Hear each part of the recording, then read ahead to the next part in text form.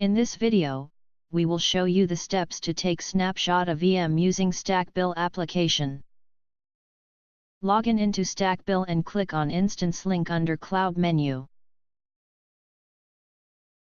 Click on the VM name.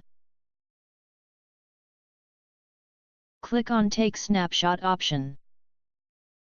Provide a name for the snapshot and click OK.